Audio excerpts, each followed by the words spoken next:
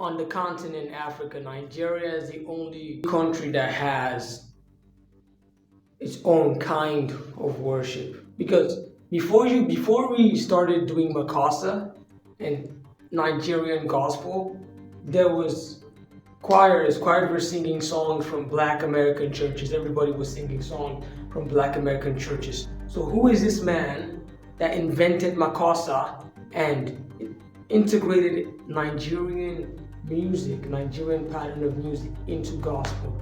If you open your phone now and you search African macosa praise or macosa praise, it will show up everywhere, and it's mostly Nigerians. And this macosa exists because of one man that was called by God to change the trajectory of music in this country, and has influenced people like Dunsin Onyeka, Sinach, and even Rema. And all these people, all these gospel artists would not exist. Macosa itself would not exist if not for this one man. His name is Pastor Chris Oyakhilome. He is the reason why Nigeria is the center of gospel music. If not for Pastor Chris, many people would have lost their talents to the secular side. We wouldn't have this many gospel artists in Nigeria. He himself was also a musician. Who is wonderful? Who is wonderful? Who is wonderful? Who is wonderful?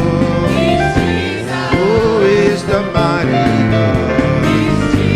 Who is the Lord of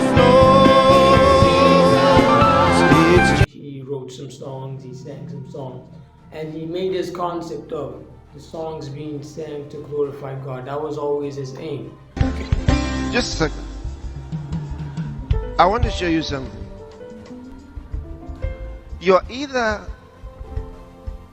singing a song in a way that honors Jesus and you are blessed, or you sing in a way that goes through your emotions and is meaningless.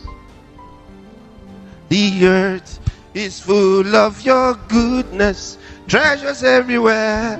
There are treasures everywhere, hidden riches of secret places. Treasures everywhere. There are treasures everywhere. You can do that. You are just what? Singing, enjoying yourself, but meaningless. No spiritual contact. You are singing to Jesus. The earth is full of your goodness, treasures. If he stood in front of you, will you do that? No, if Jesus stood in front of you, will you do that? You won't. You won't. If Jesus stood in front of you, you wouldn't do that. The earth is full of your goodness. You won't do that. But do you know why you do it? Because you don't think he's there. Can you see it? So we're talking to Jesus and we are doing high-fiving. The earth is full of it's Jesus. Your goodness.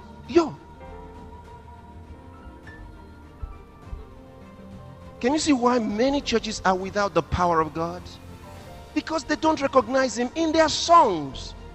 What they call praise and worship is not praise and worship. They are worshiping themselves. They're enjoying themselves and their own emotions. So today I'm going to be telling you the true history of macosa. If you're a gospel artist, you need to listen to this very, very well. So you're going to know the true history of gospel artists and the true history of gospel music in Nigeria, how gospel music in Nigeria started from this one man, Pastor Chris, imparted the whole African nation. That's what you need to know about. That's what I'm going to be teaching you today. So you got to listen up to know the history of macosa and how macosa has become what it is today, where it originated from the Love World music label, and how it has gone wild, because gospel music has gone wild. Especially for the stars who lead in such dances and shouting. Yeah. Because after they have made the congregation shout and happy, everybody is empty. This is what has happened to God's churches. And God has sent me to correct it. Because macosa is what he invented, and he already made a way to curb macosa. So in case you want to know the way he made to curb macosa, is at the end of this video, so stick around, or you could just skip to the end of the video and subscribe if you're lazy. But you gotta know this if you want to know gospel, because come on, you're a minister. So let's get into it. So first of all, the Love World label was established by Pastor Chris when he was called into ministry. When the Love World label was established, he brought in people like Sinach, Frank Edwards, Bucci, and they started the label. And then Moses came in, all these people came in, and Moses broke